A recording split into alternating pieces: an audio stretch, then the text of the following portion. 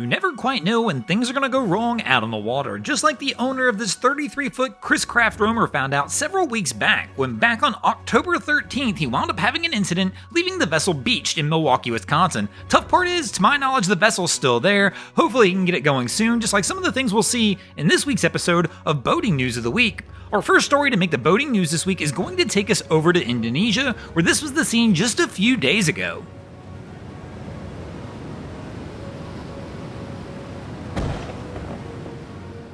The images seen here show the SDM Tiak Kong coming into the port of Gresik over in Indonesia, when all of a sudden the vessel, as it entered the port, had a blackout and wound up losing power and colliding with two ships that were already anchored in the port. One of the ships seen in the images here causing damage to the port side of the vessel. Now, fortunately in this situation there were no injuries reported, but this is the same thing that happened back in the port of Baltimore several months back, just kind of further highlighting the need of more robust safety protocols on ships in case of blackouts. And speaking of blacking out, well, there's going to be some people who aren't going to be able to do that thanks to the Coast Guard in our next story, which is going to take us over to the Pacific Coast, where the US Coast Guard cutter crew from the Monroe has recently, just this week, released footage of several of their interdictions that they've done on their tour of duty over in the Pacific, including the one seen in the images here. The crew will actually be coming back into port this week, where they'll be offloading their haul, and early reports are indicating that the haul will be approximately 29,000 pounds of narcotics with an estimated street value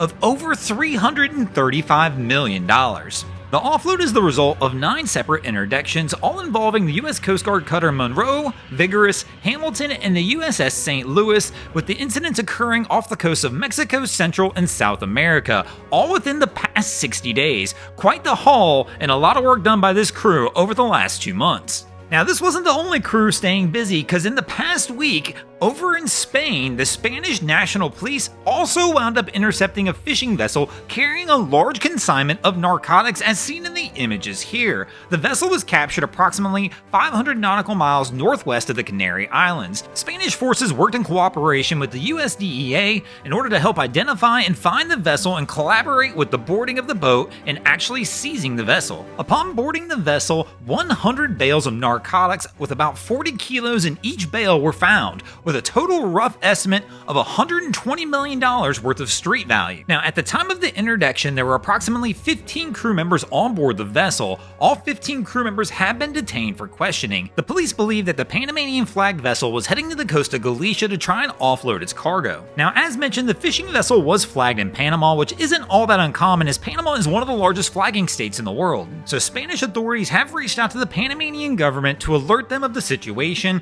and in return, Panama's fishing authority has went ahead and suspended the license of the vessel until an investigation can be completed.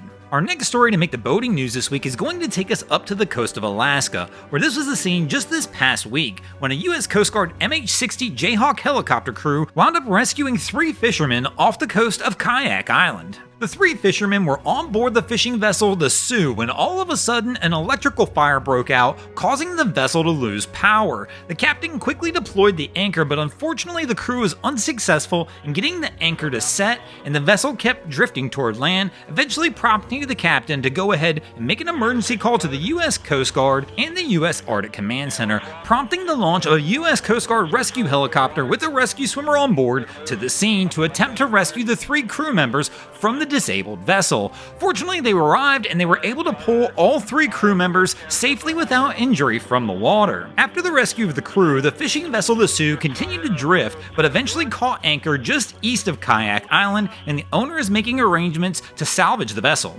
The reported weather at the scene at the time of the incident was approximately 30-mile-an-hour winds with 15-foot seas and air and water temperatures around 47 degrees Fahrenheit. This crew is pretty lucky the Coast Guard was able to get there quickly, because too much time in this water, this wasn't going to have the same result.